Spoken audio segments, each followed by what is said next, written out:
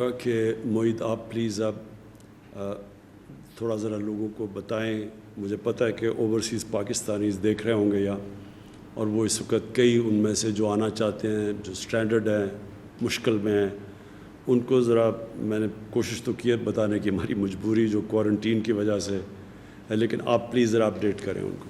شکریہ وزیر اعظم صاحب. پہلے تو حسب معمول تمام اوورسیز پاکستانی جو واپس آنے چاہتے ہیں ان کا میں شکریہ ادا کرتا ہوں. بہت تحمل سے کام کر رہے ہیں، ہم سے کوآپریٹ بھی کر رہے ہیں، اور میں آپ کو یہ بھی یقین دلانا چاہتا ہوں کہ وزیر اعظم صاحب کی مکمل ہدایت ہے، انہوں نے ابھی خود بھی یہ بات کی ہے کہ ہم جتنی جلد ہو سکے تمام پاکستانیوں کو جو آنا چاہتے ہیں ان کو واپس لائیں، لیکن ہمیں محفوظ طریقے سے واپس لانا ہے.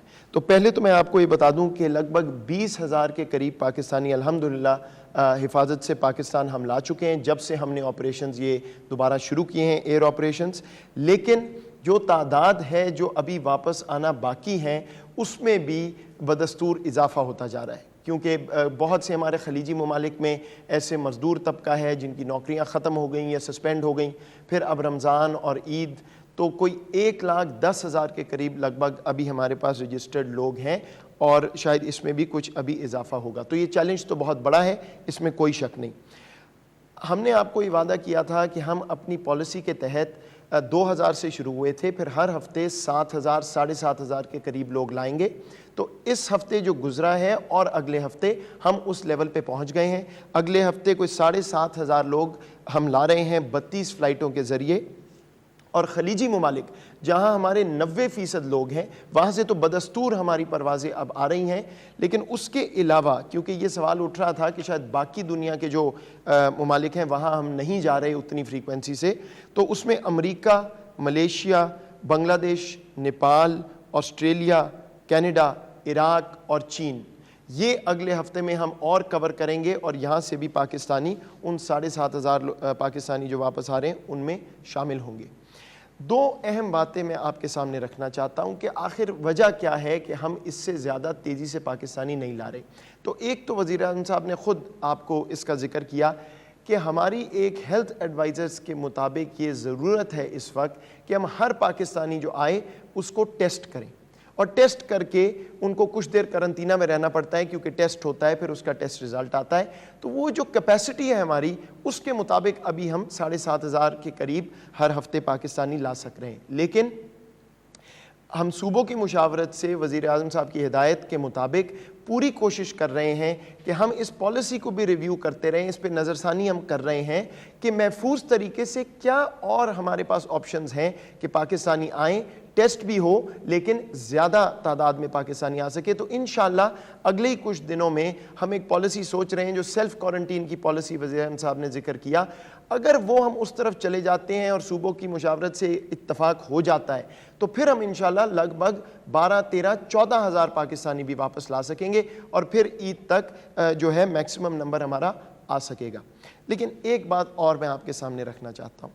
میں میڈیا پہ بھی ہم دیکھ رہے ہیں اور اس پہ بہت بات شروع ہو گئی ہے کہ جو پاکستانی ہم باہر سے لائے ہیں اس میں میجورٹی کئی کہہ رہے ہیں کہ وہ کرونا ٹیسٹ ان کا پازیٹیو آیا ہے اور وہ بیماری سے لاحق ہیں. میں واضح کرنا چاہتا ہوں کہ ایسی بات نہیں ہے. یہ بات درست ہے کہ کچھ خلیجی ممالک سے پروازیں آئی تھیں، اس میں چند مخصوص پروازیں تھیں جس میں 40-50% لوگ بدقسمتی سے انفیکٹڈ تھے. وہ جو ممالک ہیں ان سے ہماری بات چیت ہو رہی ہے، وزارت خارجہ نے ان سے یہ چیز ریز کی ہے اور ہم اس کا کوئی طریقہ نکال رہے ہیں کہ دوبارہ ایسا نہ ہو. لیکن عمومی طور پہ جو پاکستانی باہر سے آئے ہیں ان کی شرح جو ہے کرونا پازیٹیو کی، وہ جو یہاں لوکل ٹرانسمیشن ہے پاکستان میں اس سے کچھ زیادہ نہیں ہے، بالکل اتنی ہی شرح ہے. تو یہ جو ایک سٹگمیٹائز ہم نے کرنا شروع کر دیا بدقسمتی سے، اور پھر یہ پریشر دوبارہ سے آنا شروع ہو گیا کہ تمام پروازیں بند کر دیں تو سارے انفیکٹڈ آ رہے ہیں، ایسا نہیں ہے. جہاں سے انفیکٹڈ تھے ہم اس پہ ڈپلومیٹکلی کام کر رہے ہیں، سفارتکاری ہماری اس پہ ہو رہی ہے. باقی پاکستانی جو آئے ہیں بیشتر فلائٹس میں کوئی بھی انفیکٹڈ نہیں ہے. تو یہ میں نے خود بھی سٹیٹمنٹ میڈیا پہ دی تھی کہ کچھ ایسی مخصوص پروازیں ہیں، لیکن اس کو پلیز سٹگمیٹائز نہ کیجئے. اہم چیز یہ ہے کہ ہم ٹیسٹ کر کیوں رہے ہیں. بالکل اسی لیے کر رہے ہیں کہ ایسا نہ ہو کہ اگر کوئی انفیکٹڈ آ بھی رہے ہیں تو وہ اپنے گھروں کو چلے جائیں بغیر ٹیسٹ کے, جب جائیں تو کرنٹینہ میں جائیں. اور ایسا نہیں ہے کہ یہ لوگ آ رہے ہیں اور ڈائریکٹ ہسپتال جا رہے ہیں اور بہت بیمار ہیں, تو یہ ایک مسکنسیپشن ہے, اس کو دور کیجئے. ہماری جو ایئر فلائٹس ہیں وہ جاری رہیں گی, باہر سے پاکستانی ہم لاتے رہیں گے, محفوظ طریقے سے لائیں گے, اور جتنے زیادہ ہو سکا انشاءاللہ یہ پالیسی میں لچک بھی آتی جائے گی اور ہم لاتے رہیں گے. یہ واضح ہدایت ہے وزیر اعظم صاحب کی, اور اس پہ عمل ہوگا اور مشاورت کے ساتھ ہوگا. بہت شکریہ معید. میرے پاکستانیوں, آخر میں یہ مشکل وقت ہے, ہمارے لیے نہیں صرف دنیا کے لیے مشکل وقت ہے, اور ہمیں سب کو رمضان کا مہینہ ہے, خاص طور پہ اللہ کا شکر ادا کرنا چاہیے 2 نفل پڑھ کے, کہ جس طرح کی باہر تباہی مچی ہے اللہ نے پاکستان کو اس تباہی سے بچایا ہوا ہے. اس کا یہ نہیں مطلب کہ آگے حالات اسی طرح اچھے رہیں گے, برے بھی ہو سکتے ہیں. پہلے تو ہم سب کو یہ فیصلہ بحیثیت قوم کرنا چاہیے کہ انشاءاللہ جو بھی آگے ہوگا ہم ایک قوم مل کے اس کا مقابلہ کریں گے. ہم یہ نہیں کریں گے کہ اس کا سارا بوجھ ایک کمزور طبقہ اٹھائے, جو آگے ہی جس کی زندگی مشکل میں ہے انہی کے اوپر سارا بوجھ ڈال دیں. ہماری ساری کوشش یہ ہے کہ ہم کم سے کم بوجھ ڈالیں اپنے غریب طبقے کے اوپر. ہمیں پتہ ہے کہ اس کرونا سے سب سے زیادہ متاثر ہمارا وہ غریب طبقہ ہے اس وقت. وہ لوگ جو پہلے ہی بڑی مشکلوں سے اپنی زندگی گزارتے ہیں, اپنے بچوں کا پیٹ پالتے ہیں, ان کے اوپر سب سے زیادہ بوجھ ہے. لہٰذا میری اسٹیٹ کی میری ریاست کی سب سے بڑی ذمہ داری اس طبقے کے اوپر ہے کہ ان کے اوپر کم سے کم بوجھ پڑے. تو یہ جب کھول رہے ہیں, اور اس کے اوپر کئی مجھے افسوس ہوتا ہے یہ باتیں ایسے کرتے ہیں کہ جی لوگوں کی جانیں خطروں میں ہیں. کرونا سے بھی ہم نے لوگوں کو بچانا ہے, اور لاک ڈاؤن کی وجہ سے جو اس وقت لوگوں کی بھوک کی وجہ سے جان خطرے میں ہے. کئی اور ابھی ڈاکٹر فیصل نے آپ کو بتایا کہ ایک ڈر لگا ہوا ہے کہ کرونا سے ہم بچاتے یہاں ٹی بی پھیل رہی ہے پاکستان میں. ٹی بی کا بہت بڑا خطرہ ہے, وہ ایک اور بیماری ہے, بچوں کی بیماریاں, یا صاف پانی نہیں ملتا. تو ساری توجہ جب یہاں گئی ہے تو بہت اور بیماریاں بیچ میں رہ گئی ہیں. مثلا کینسر ہے, ہمیں وہ بھی کینسر بھی ایک ایسی بیماری ہے جس سے لوگ مرتے ہیں.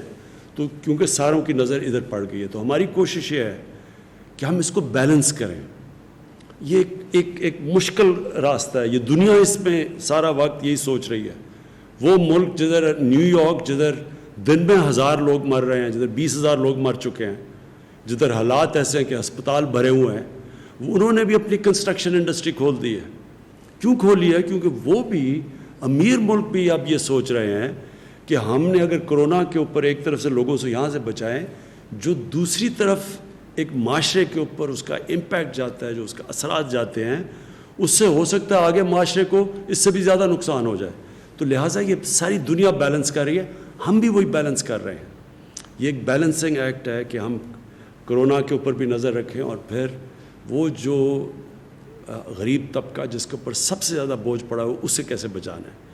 میں نے اپنی پوری کوشش کی ہے, اور میں پھر سے یہاں ڈاکٹر ثانیہ کو مبارک دیتا ہوں اور خراج تحسین پیش کرتا ہوں کہ جس طرح ہم نے اتنا زیادہ پیسہ اتنے زیادہ لوگوں میں اتنے کم وقت پہ اور اتنی شفافیت سے بانٹا ہے.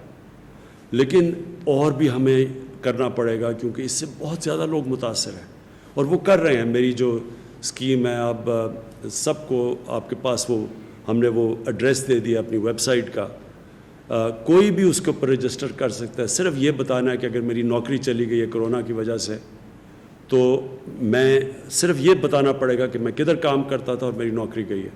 تو انشاءاللہ میرا جو پرائم منسٹر کا ریلیف فنڈ ہے اس سے, اور اس سے گورنمنٹ جو 1 روپیہ عوام دے رہی ہے, 4 روپے گورنمنٹ دے رہی ہے, وہ سارا فنڈ صرف ان لوگوں کی طرف جائے گا جو بے روزگار ہوئے ہیں اس وقت میں. تو اس کے لیے ہمارے پاس آ رہی ہیں ابھی کافی ریسیٹس, اور انشاءاللہ تھوڑی دیر کے بعد ہم آپ کو اسی طرح جس طرح احساس کیش ٹرانسفر سے پیسہ گیا ایمرجنسی, اسی طرح انشاءاللہ ان کو میں آپ سب کو پیسہ اس پرائم منسٹر ریلیف فنڈ سے دوں گا. ہم نے دوسری طرح پوری کوشش کی کہ عوام پہ کم سے کم بوجھ ڈالیں. جو ہم نے پٹرول اور ڈیزل کی قیمت کم کی ہے تقریباً 42 سے 43 روپے ڈیزل کی قیمت ایک مہینے میں کم کی ہے پر لیٹر، اور پٹرول کی 30 روپے لیٹر کم کی ہے. ہمارا اس وقت پٹرول اور ڈیزل، مجھے بڑی خوشی ہوتی ہے بتاتے ہوئے، سارے بر صغیر میں سب سے سستا بک رہا ہے ہمارا پٹرول اور ڈیزل. اور وہ اس لیے کہ آپ پہ کم بوجھ پڑے، لوگوں کے اوپر کم بوجھ پڑے.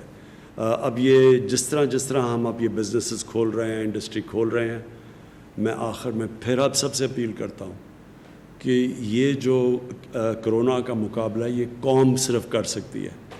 ہم پولیس کے ڈنڈے کے زور پہ آپ سے نہیں جا کے کہیں گے کہ جی SOPs کے اوپر آپ چلیں یا نہیں. ہم آپ پہ ذمہ داری ڈالیں گے. جو ہمارے یہ والنٹیئر فورس بنی ہے کرونا ٹائیگرز کی فورس، ان کو میں آج پہلے تو یونین کونسل میں آپ سب کو ڈیسک رکھنا چاہیے. جدھر جو بھی اس یونین کونسل میں لوگ بے روزگار ہوئے ان کی رجسٹر کریں اور ان کو ہمارے اس ویب سائٹ پہ بھیجیں تاکہ ہم ان کو پیسے دے سکیں. دوسرا، آپ سب کی والنٹیئرز کی ذمہ داری ہے کہ آپ لوگوں تک جائیں، ان کو سمجھائیں. کئی لوگوں کو سمجھ نہیں آ رہی تو آہستہ آہستہ سمجھ آ جائے گی. لیکن میں یہ نہیں چاہتا کہ ہم کوئی اوپر سے ڈنڈے کے زور سے آپ سب کو سمجھائیں. آپ سب کو سمجھنا چاہیے کیونکہ یہ آپ کے بھلے کے لیے ہے. اگر نقصان ہوتا ہے تو یہ آپ سب کو نقصان ہوگا، یہ کوئی حکومت کو نقصان نہیں ہوگا. اور حکومت یہ چاہتی ہے کہ زیادہ ہم جتنی جلدی اگر ہمارا کاروبار شروع ہو جائے اور SOPs کے مطابق کاروبار شروع ہو جائے تو زیادہ لوگوں کو نوکریاں ملیں گی. کیونکہ حکومت تو اب کتنا پیسہ دے سکتی ہے، حکومت کے پاس اتنے وسائل نہیں ہیں. تو میں آخر میں اس امید سے کہ اب